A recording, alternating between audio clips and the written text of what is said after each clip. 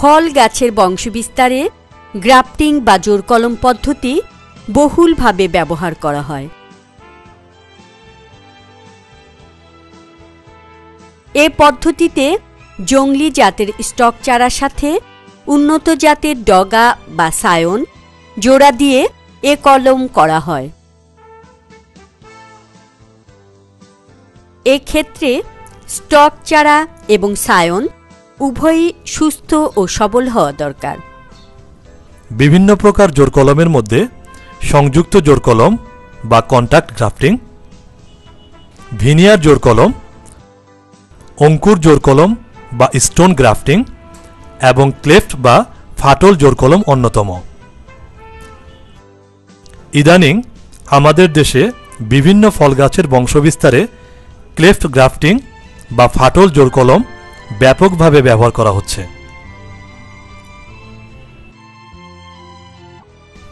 Stock চারার উপর ফাটল সৃষ্টি করে তার উপর উন্নত মানের সায়ন জোড়া লাগিয়ে যে কলম করা হয় তাকে ক্লেফট গ্রাফটিং বলে। গ্রাফটিংয়ের জন্য প্রয়োজনীয় উপকরণ ও যন্ত্রপাতিগুলো হল সিকেচার, গ্রাফটিং নাইফ বা চাকু, পলিথিন ফিতা, পলিথিন ক্যাপ, সুতলি, স্টক চারা বা আদি জোড় এবং উন্নত জাতের সায়ন বা উপজোড়। আম, সফেদা, কুল, পেয়ারা, জলপাই, কামরাঙা, লেবু, বাতাবি লেবু, আমলকি, লটকন সহ অন্যান্য অনেক ফলের বংশবিস্তারে ক্লেফট গ্রাফটিং পদ্ধতি আজকাল বেশ জনপ্রিয় হয়ে উঠছে।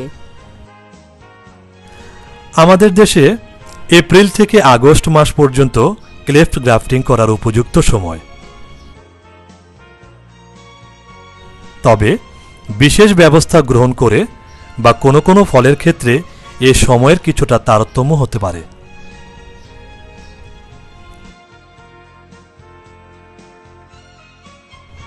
আমের বংশবিস্তারে অধিকাংশ নার্সারিতে বর্তমানে ক্লেফট গ্রাফটিং পদ্ধতি অনুসরণ করা হচ্ছে।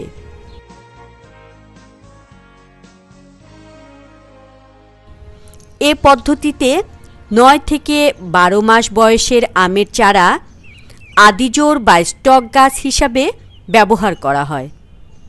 তবে 2 থেকে 2.5 মাস বয়সের চারাতেও ক্লেফট গ্রাফটিং করা যায়।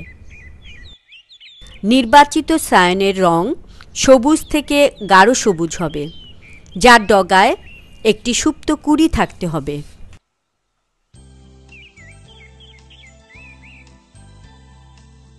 কাঙ্ক্ষিত জাতের মাতৃগাছ থেকে নির্বাচিত ডগা বা সায়ন সিকেচার দিয়ে কেটে সংগ্রহ করতে হবে।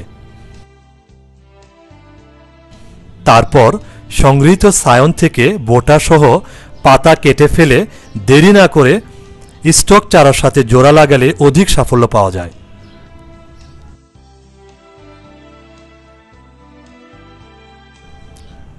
সায়ন দীর্ঘ সময় সংরক্ষণ করার প্রয়োজন হলে সায়ন থেকে পাতা কাটার পরপরই আটি বেঁধে ভেজা কাপড় পেঁচিয়ে পলিথিন মোড়কে ঠান্ডা স্থানে রেখে দিতে হবে। এভাবে সায়ন 4 থেকে 5 দিন পর্যন্ত সংরক্ষণ করা যায়। অধিক সাফল্য পেতে হলে আমের সায়ন মাতৃ গাছে থাকা অবস্থায় পাতা ছেঁটে ফেলা হয়। একে ডিফোলিয়েশন বলে। 8 থেকে 10 দিন আগে ডিফোলিয়েশন করা সায়ন দ্বারা কলম করা হলে সফলতার হার বেড়ে যায়।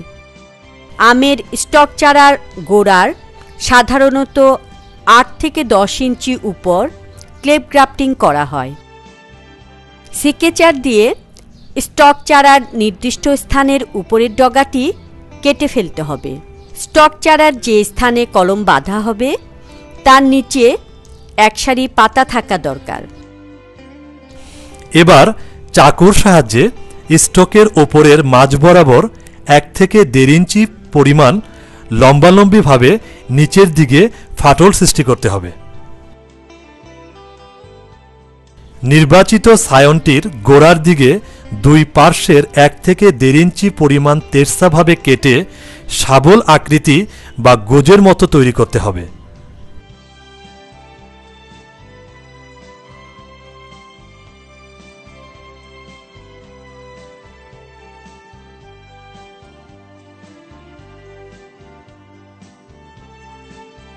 এখন গোজ আকারের সায়নটি স্টক চারার ফাটলে এমনভাবে স্থাপন করতে হবে যেন স্টক এবং সায়নের বাকল পরস্পর মিশে যায়। সায়ন ও স্টক চারা অসম আকারের হলে সায়নটি স্টকের যে কোনো এক পার্শ্বের বাকলের সাথে অবশ্যই মিশিয়ে স্থাপন করতে হবে। এবার পলিথিন ফিতা দিয়ে জোড়া স্থানটি নিচ থেকে ওপরে পেঁচিয়ে বাঁধতে হবে যেন জোড়ার ভিতরে কোনো ফাঁক না থাকে।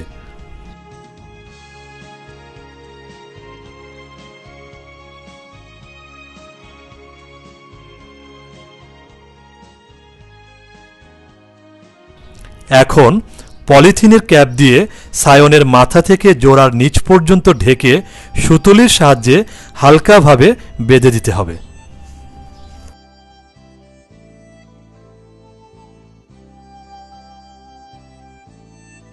জোড়াটি সফল হলে 20 থেকে 25 দিনের মধ্যে সায়নের মাথায় নতুন কুঁড়ি বিকশিত হবে। নতুন কুঁড়ি বিকশিত হওয়ার পর পলিথিনের ক্যাপটি খুলে দিতে হবে, তা না হলে নতুন গজানো পাতাগুলো নষ্ট হয়ে যেতে পারে। জোড়া লাগার পর 3 মাস অতিক্রান্ত হলেই কলমটি পূর্ণাঙ্গ কলমে রূপ লাভ করবে।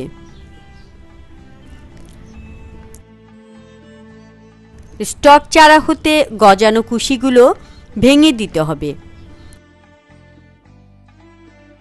তা না হলে জোড়াটি দুর্বল হবে, সফলতার হার কমে যাবে, এমনকি কলমটি মারাও যেতে পারে।